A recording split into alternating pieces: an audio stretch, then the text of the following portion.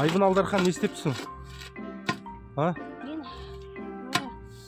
тесік, осындай тесік болмауы үшін істеймін. Трамбовать етпетсің ба соны? Мына жері осылай түзу болып тұрушына.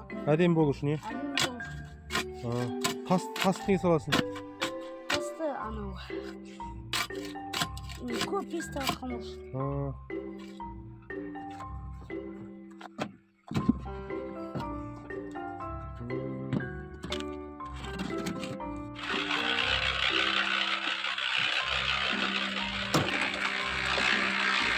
Қайырлы кеш, достар.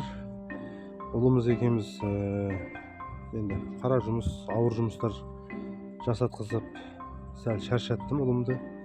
Себебі сабақ оқымаса осындай қара жұмыс жасап жүретіндігін айттым. Енді ол сабақ оқып отыр. Қазір маған мазмұндап береді. Қатты дауыстап оқы.